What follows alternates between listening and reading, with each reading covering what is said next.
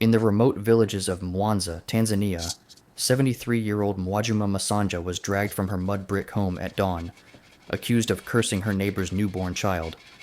By sunset, she was dead, burned alive by her own community. This wasn't 1692 Salem. This was 2019. What does it truly mean to be branded a witch in modern-day Tanzania? And how does someone become a target or a valued member of the community? Behind the international headlines of witch hunts lies a complex reality where ancient beliefs collide with poverty, superstition, and survival. Today we're diving deep into the hidden world of Tanzania's accused witches, their daily struggles, unexpected advantages, and the shocking truth about their future in East Africa.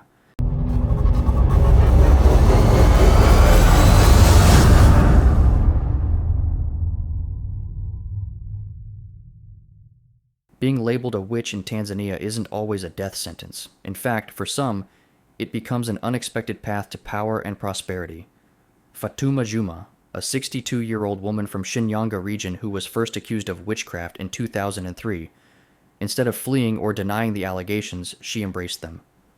Today, she operates one of the most successful traditional healing practices in northern Tanzania, earning between $800 to $1,200 monthly. That's nearly 10 times the average Tanzanian income of $130 per month. How did she transform a potential death sentence into financial freedom? The answer lies in Tanzania's complex relationship with traditional medicine. While Western medicine struggles to reach rural communities, with only one doctor per 25,000 people, traditional healers fill the void. Fatuma realized that being feared could also mean being needed. When they called me a witch, I stopped running from it. Fatuma told local journalist Maria Sarungi in 2018, "I learned everything I could about herbs, spirits, and healing. Now they come to me when their modern doctors fail them."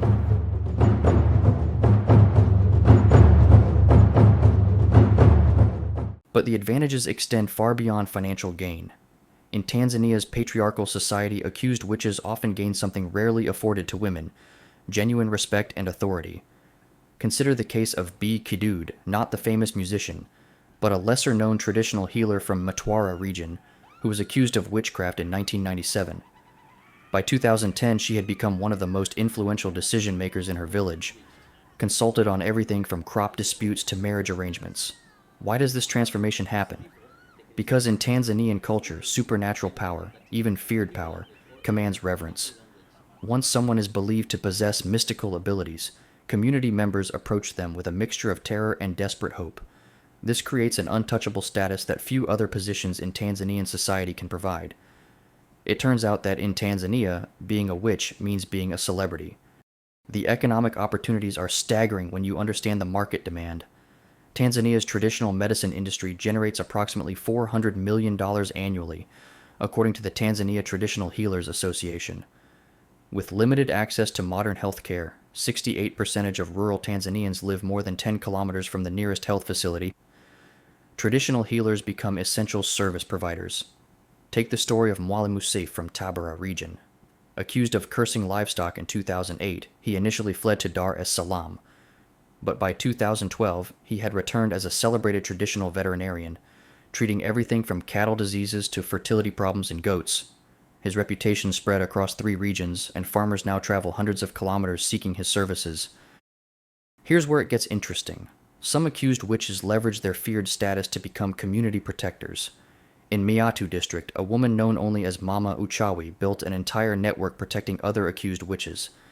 She charges families $50 to $100 to provide spiritual protection services, creating safe houses and escape routes for those facing persecution. The psychological advantage cannot be understated either. While most Tanzanians live in constant fear of witchcraft accusations, those already labeled as witches experience a strange form of liberation. They no longer need to worry about being exposed because they already are exposed. This freedom from fear allows them to take risks others wouldn't dare consider.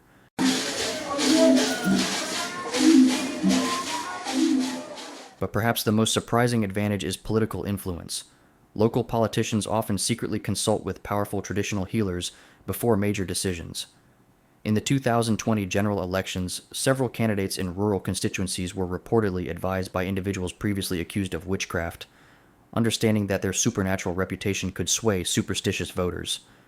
Cunning politicians use witches to gain power, but do nothing to protect accused witches from persecution.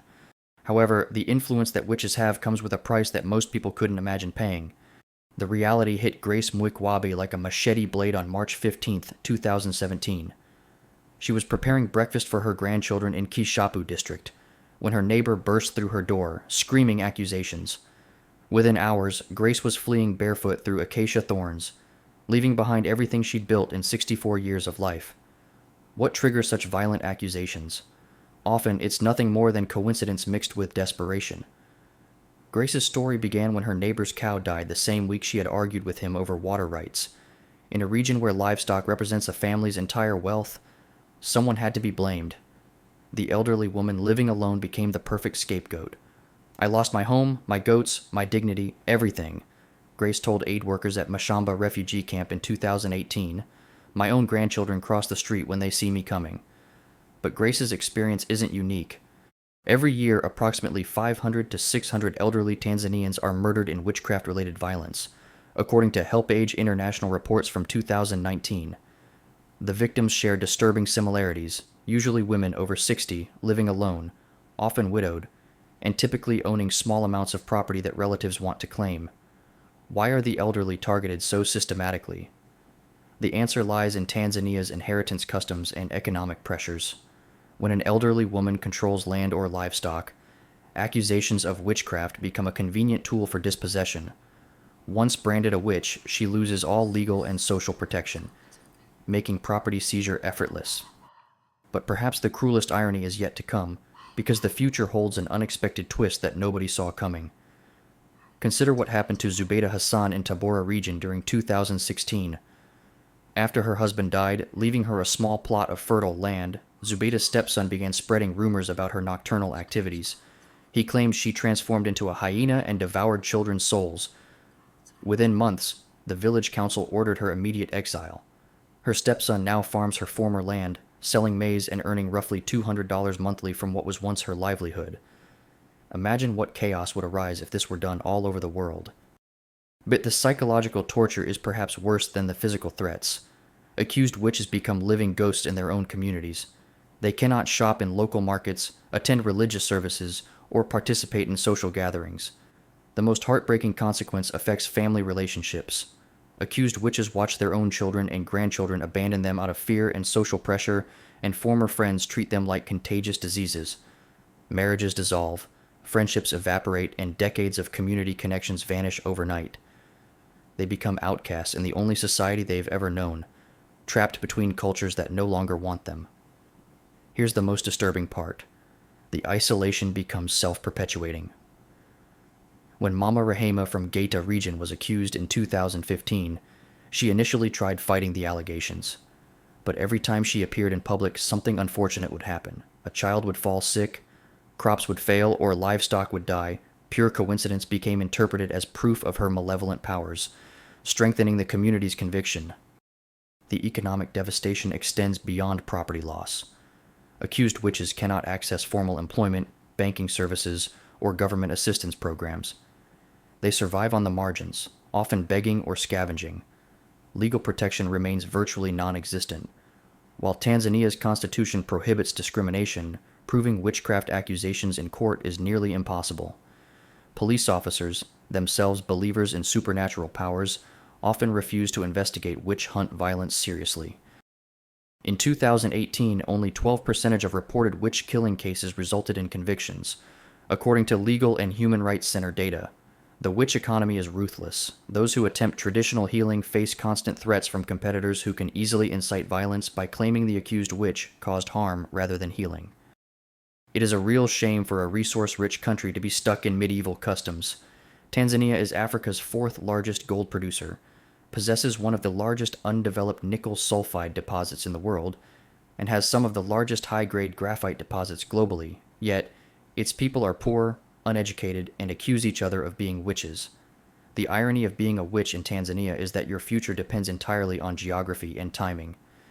In urban areas like Dar es Salaam and Arusha, modernization is slowly eroding traditional beliefs. Younger generations, educated and connected to global culture, increasingly reject witchcraft accusations. By 2030, urbanization rates are projected to reach 45%, potentially reducing witch persecution in cities. However, rural Tanzania tells a different story. With 70% of the population still living in villages where traditional beliefs remain dominant, accused witches face an increasingly dangerous future. Climate change is intensifying droughts and crop failures, creating more scapegoats for natural disasters. As resources become scarcer, competition for land and livestock will likely increase witchcraft accusations as tools for dispossession. The statistics paint a sobering picture. Current data shows witch-related murders claiming 500 to 600 lives annually, but humanitarian organizations predict this could rise to 800 deaths yearly by 2035 as climate pressures intensify. Meanwhile, successful traditional healers can earn nearly 10 times the average Tanzanian income. So does it pay off? For the rare few who successfully transform accusations into profitable healing practices, the answer is yes. But for the majority, elderly women facing violence, exile, and death, being labeled a witch in Tanzania remains one of the most dangerous fates imaginable. The choice isn't whether to become a witch. In Tanzania, that choice is made for you by circumstance, coincidence, and community desperation. The only real question is whether you'll survive it. Subscribe so you don't miss a video ever again. See you in the next video.